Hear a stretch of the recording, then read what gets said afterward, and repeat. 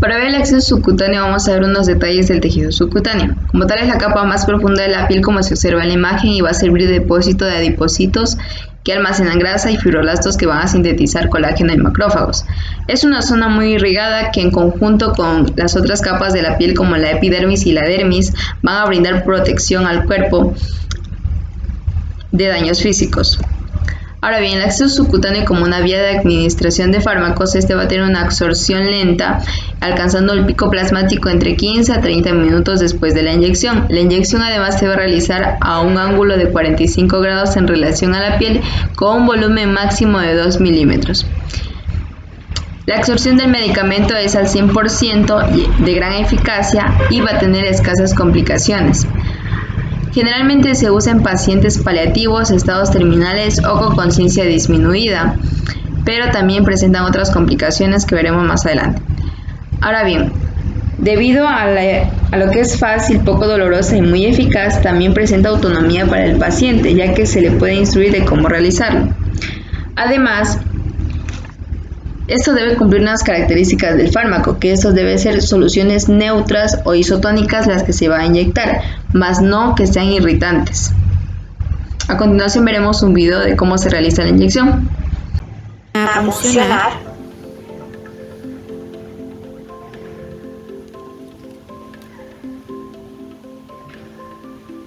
Tomamos la piel,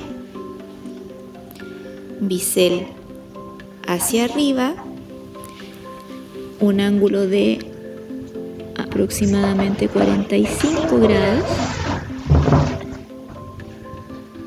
Introducimos.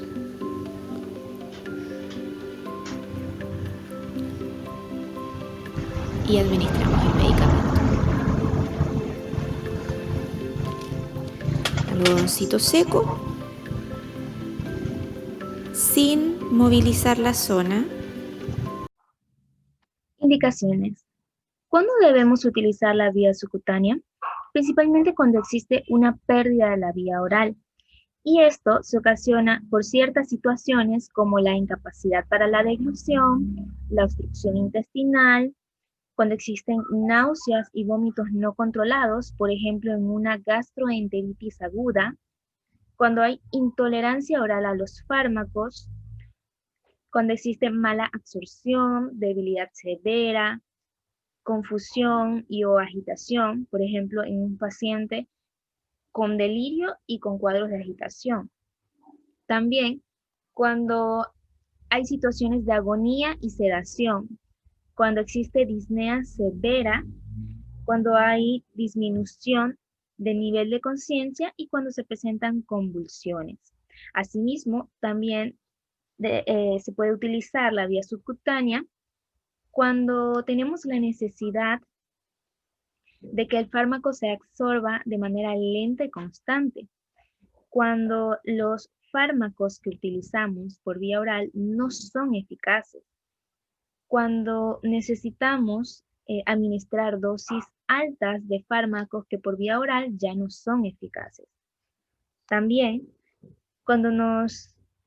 cuando queremos evitar el metabolismo hepático del fármaco a administrar. Y también en patologías específicas, como la administración de cloruro mórfico en un infarto agudo de miocardio o en un edema agudo de pulmón, y también como la aplicación de la meperidina en los servicios de urgencias para tratar dolores resistentes a otros fármacos, entre muchos otros. Asimismo, contamos con contraindicaciones, cuando no debemos de utilizar estos fármacos. Estas no son tantas, entre ellas encontramos la anasarca, que significa que hay edema o acumulación de líquidos generalizados en todo el cuerpo. También en estados de shock o mala perfusión periférica. Y cuando hay coagulopatías severas, porque obviamente hay riesgo de hemorragia.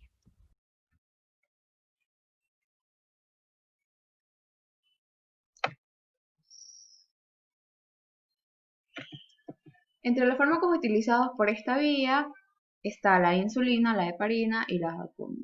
La insulina es aplicada en pacientes diabéticos, especialmente en la zona periumbilical. Asimismo, la heparina para pacientes que necesiten coagulantes. Esta imagen ilustra una manera alternativa de cómo aplicar la heparina en la zona periumbilical. Y por último, la vacuna BCG contra la tuberculosis, que se administra en recién nacidos y en niños en etapa prenatal. Por otro lado, explicaremos los fármacos más utilizados en paliativos por vía subcutánea. Tenemos varios, como la morfina, el ketorolaco, la midazolam, la dexametasona, los antiaminoglúcidos. Esta imagen ilustra los fármacos con su presentación, su indicación y su dosis recomendada para cada una de las necesidades de los pacientes. Por lo general, esta administración subcutánea es dada a los pacientes que estén en cuidado paliativo, es decir, que tengan otras vías como problemas intestinales o problemas por la vía oral, y hay que recurrir a esta alternativa que es la vía subcutánea. Por otro lado, es importante destacar a los fármacos no recomendados por esta vía, debido a su poder irritante local. Esto ya que los fármacos y las fórmulas contenidas están contraindicadas en pacientes con hipersensibilidad, ya que puede provocar una irritación local al momento de aplicarla o, en el peor de los casos, provocar una anafilaxia en los pacientes. Esa ilustración muestra a todos los fármacos que nunca se deben aplicar por esta vía subcutánea. Bueno, y a continuación tenemos los materiales útiles para este tipo de procedimientos. Entre ellos tenemos principalmente el fármaco, de acuerdo a la necesidad de nuestro paciente. He puesto aquí ejemplos. Un paciente con diabetes, pues aplicaremos lo que es la insulina. Un paciente con mala coagulación de sangre, aquí este fármaco como la heparina. También necesitaremos una jeringa estéril de 1 ml con su respectiva aguja de 10,5. Por consiguiente, pues necesitaremos torondas de algodón con sus respectivos antisépticos. Tenemos que tener guantes desechables, sus bandejas y los guardianes para depositar todo tipo de objetos cortopunzantes. En este caso, pues en los residuos de la jeringa. A continuación, encontraremos dispositivos que pueden ser utilizados para este tipo de procedimientos. Entre ellos tenemos las palomillas y los abocados. Las palomillas pueden venir en diferentes tipos de grosor y tamaño. También existen palomillas que para personas que son alérgicas al metal, o sea, jeringas de oro. Y pues los abocados que también se pueden utilizar en este tipo de técnica. Lavado de manos clínico y quirúrgico. Es utilizado para prevenir la transmisión de infecciones por vía contacto manual, eliminando así cualquier microorganismo que quede atrapado en ellas. Se debe realizar el lavado de manos clínico al inicio y finalización de la jornada, después de tocar material sucio, después de tocar fluidos corporales, después de ir al baño, antes de comer, antes y después de atender a cada paciente, y después de toser o estornudar. Tenemos ahora técnica aséptica, que la constituyen un conjunto de procedimientos y actividades que se realizan con el fin de disminuir al mínimo las posibilidades de contaminación microbiana durante la atención de pacientes. Los procedimientos que incluyen la técnica aséptica son parte de medidas generales, comprobadas efectivas que deben estar siempre presentes al momento de realizar procedimientos invasivos durante la atención clínica. Componentes. Los procedimientos que componen la técnica aséptica son el lavado quirúrgico de manos, el uso de barreras físicas o protección personal que consisten en guantes, gorro, mascarilla y delantal, el uso de material estéril como son inyecciones o guantes nuevos, la limpieza y desinfección de piel previa a los procedimientos y el mantenimiento de un ambiente más seguro en el área quirúrgica o de procedimientos. Protocolo de higiene respiratoria. La literatura médica detalla un protocolo de higiene respiratoria para el manejo de la tos o de enfermedades infecciosas, que incluye, primero, contener las secreciones respiratorias cubriendo nariz y boca con un pañuelo desechable al toser o estornudar. Como segundo, toser o estornudar con el codo y no tratar de tapar la boca con la mano. Tercero, lavar las manos con jabón, tras toser o estornudar. Cuarto, limpiar y desinfectar las superficies del contacto más comunes en el hogar, trabajo o centro escolar o académico. Quinto, usar mascarillas y mantener la distancia social. Y por último, ofrecer mascarillas a personas que están tosiendo.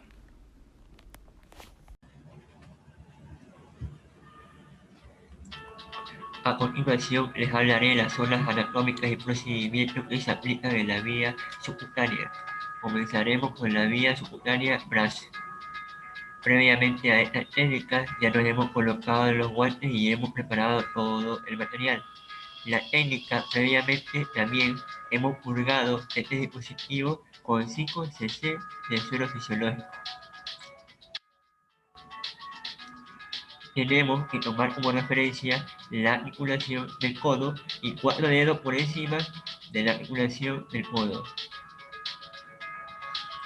Posteriormente desinfectamos con clorhexidina.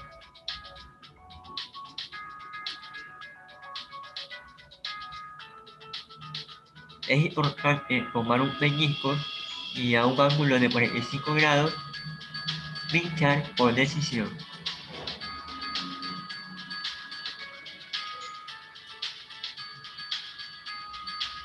Y lo que haríamos ahora sería fijarlo.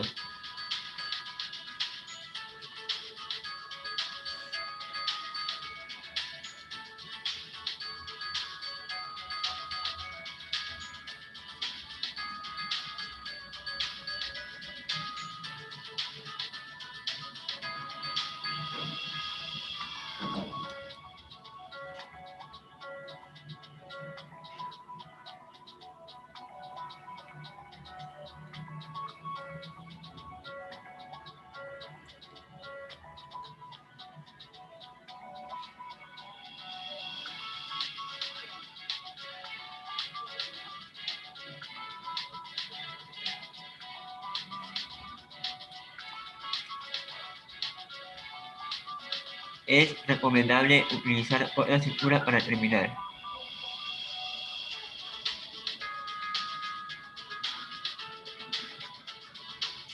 A partir de este momento podríamos utilizar ya la medicación.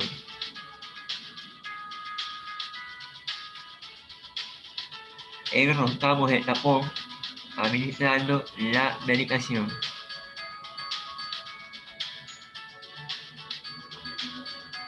Y nuevamente cerrando el dispositivo.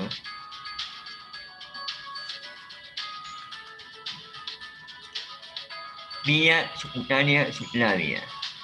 Es una de las localizaciones anatómicas más típicas en la vía subcutánea, que son utilizados en los cuidados paliativos. Existen muchos errores a la hora de analizar una vía subcutánea subclavia. Debemos recordar que la dirección de la aguja va hacia el esternón, nunca en dirección al brazo, ni hacia el abdomen, ni hacia la cabeza. Recordemos, siempre hacia el esternón, para ello, 1 a 2 dedos por debajo de la clavícula. Es la zona ideal para canalizar la vía subcutánea.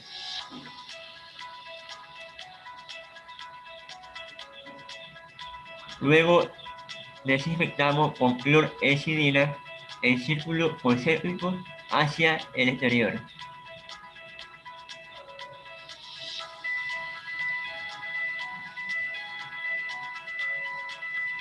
Posterior cogemos un peñisco y a 45 grados pinchamos.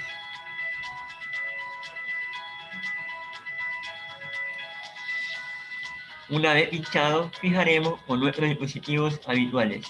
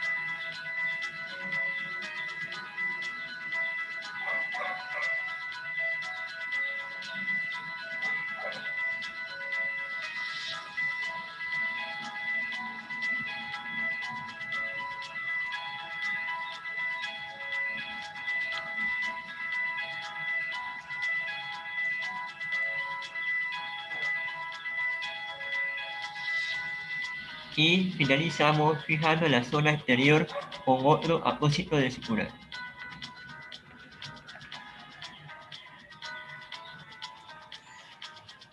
Vía subcutánea abdomen. Otra región anatómica que utilizamos para administrar medicación por vía subcutánea es el abdomen. Para la vía subcutánea abdomen vamos a tomar como referencia el ombligo y 3 a 4 dedos alrededor de la zona es donde podemos pinchar. Desinfectamos la zona de punción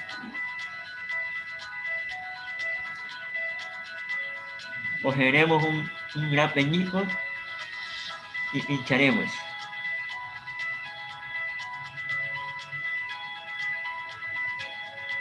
A continuación, fijaremos nuestro dispositivo.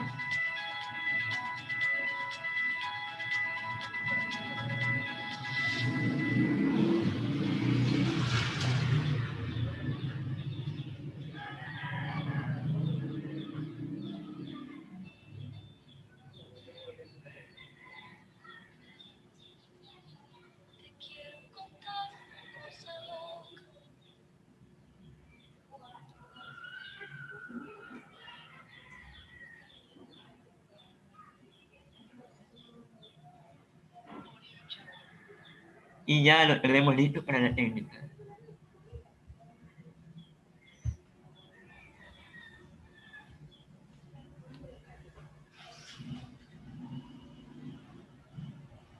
La vía subcutánea es una técnica que utilizamos para administrar una solución medicamentosa en el tejido celular subcutáneo o panículo adiposo. Es una técnica muy sencilla que tiene muy pocas complicaciones y la olvidada dentro del campo de la enfermería. Tal como se mencionó en el video, las complicaciones derivadas del uso de la vía subcutánea son escasas, situándose en torno al 3%. Las posibles complicaciones más frecuentes son: primero, irritación local. Es la complicación más frecuente y suele resolverse cambiando el lugar de punción. Segundo, infección local. Si se observan las medidas básicas de asepsia, la complicación es poco frecuente. Ocasiona dolor y eritema. Tercero, edema. La capacidad de absorción de la vía subcutánea es limitada, aproximadamente 2 mililitros a la hora. Cuarto, hematoma o hemorragia. Quinto, induración. Sexto, desconexión accidental. Séptimo, posible reacción alérgica con las palomillas metálicas. La opción es sustituirlas por una cánula de plástico de calibre grueso, aunque posiblemente necesite un recambio más frecuente. Y octavo, no se pueden utilizar todos los fármacos. Para recordar lo que debemos vigilar en el lugar de punción, nos puede servir una regla mnemotécnica denominada herida, que corresponde a hematoma, eritema, induración, dolor y absceso. En cuanto a los cuidados posteriores tenemos: inspeccionar frecuentemente el lugar de punción, al menos cada 72 horas, con el fin de detectar signos de infección, irritación local, fugas, desconexiones o salida accidental. Cambiar de lugar cuando se sospeche una reducción de la absorción o cualquier reacción local. Informar de las reacciones posteriores que puede experimentar según el tipo de fármaco administrado. Dejar todo reflejado en la hoja de registro. Si se usa exclusivamente para la infusión de dexametasona, cambiar la palomilla cada 7 días. En el resto de los casos, la vía puede permanecer durante más tiempo. Y por último, entrenar a la familia en el manejo de la vía.